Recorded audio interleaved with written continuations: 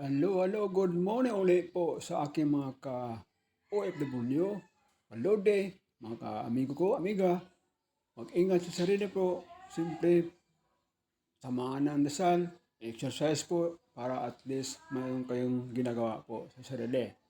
So, again, thank you po sa inyong lahat. Walang sawang suporta sa aking breaking balita ng Pilipinas po. Dahil ito po ay mahiwaga po dahil po sa daming problema sa Pilipinas ay hindi pa natapos yung problema sa BICAM Report 2025. Ngayon, usapan naman sa BICAM budget ng 2026. Pero anyway, balik ulit tayo sa budget ng 2025 po na insertion po na 100 sa nakita na sinabi ni Congressman 3rd District Davao, Congressman Ungab, na mayroon insertion of top 1 billion po. Siya po naburga sa BICAM na report po na ngayon hindi pa nalutas-lutas. Kaya dito naman tayo sa flood control po. Dahil po kung tatandaan niyo, kung alam niyo na ang budget ng 2025, 1.1 trillion po sa flood control po. Ganyan po ang pera, napakarami po. So ang problema po ngayon, nasolve na po ng ating Presidente Marcos po na mayroong maraming problema tungkol doon sa flood control ng Bulacan. Yung sinolve yan sa ating Presidente Marcos Jr., marami pa ng project na tinatawag na Ghostbuster Project. Tinatawag na Ghost Project. Nothing Project po. Yan po. So, nakita naman ninyo kung palabas sa YouTube po regarding sa Marcos Jr. pagsabi-sabi sa flood control po na mayroon palang tinatawag na Ghost Project po. Ang galing po sa buhatan po niya sa mga engineer, tulad ng district engineer sa local area, at saka yung contractor po. Siyempre naman, huwag kalimutan ang congressman sa maong local area. Yan po ang mga sabotahe ng magkasama ang mga big time nga gumagawa ng ghost project po. Saan ka makita ng project na ginawag ghost dahil nga zero nga, walang project. So again, thank you po sa lahat. Mag-ingat po. Don't forget to share, to like po, at mag-subscribe po kayo sa aking channel po. Sana nagustuhan ninyo aking mga balita, breaking balita Pilipinas po. So pakinggan po natin si Senator Marcolita regarding po sa hearing ng flood control ng Philippines po. And Senator Bongo.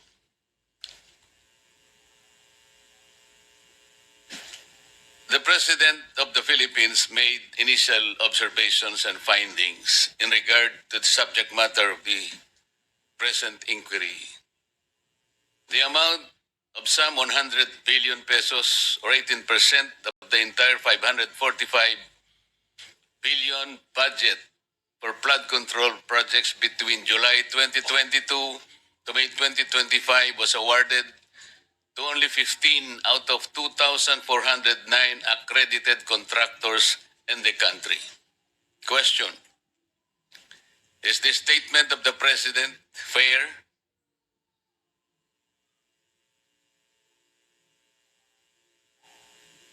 Silence means acquiescence.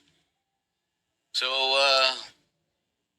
Chairman notes that all present today agrees to the statement of the President. And the 15 contractors referred to were invited as early as last Saturday, Director General, Friday, and at least 7 of them replied and sent representatives this morning.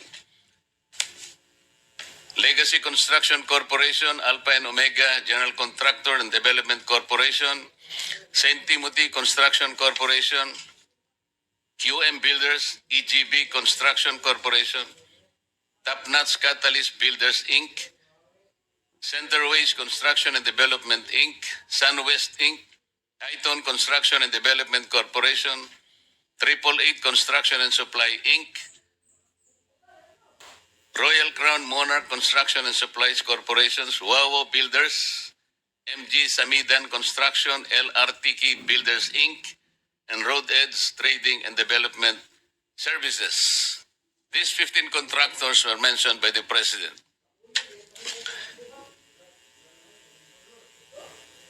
The President also noted that 5 of these 15 contractors have projects in almost all regions nationwide. He mentioned Legacy Construction Corporation, Alpha and Omega General Contractors and Development Corporation, St. Timothy Construction Corporation, EGB Construction Corporation, and Roadheads Trading and Development Services.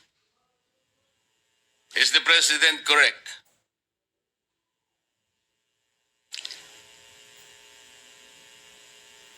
Your silence is also acquiescence.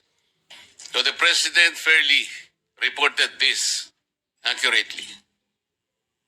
Wala pong problema so far?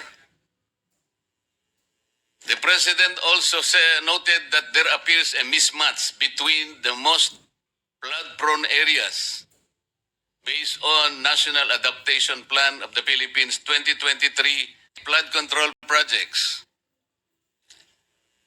Cebu 414, Isabela 341, Pangasinan 313, Pampanga 292, Albay 273, Leyte 262, Tarlac 258, Camarines Sur 252, Ilocos Norte 224 flood control projects. So, yan po, matagal-tagal panlabanan to tungkol po sa Ghost Project Pilipinas po. Again, thank you sa inyo lahat. Mag-ingat po sa mga OFW ko na nagtatrabaho sa ibang bansa lang para mabuhay po. Dahil po sa kahirapan ngayon ay wala naman matrabaho sa Pilipinas po. Kaya napakaraming naghanap buhay ng ibang bansa para lang kumita. So dito sa flood control po, dahil pira ng what we call Ghostbuster. Ghostbuster means ghost project, nothing. Again, thank you po sa lahat. Bye-bye po.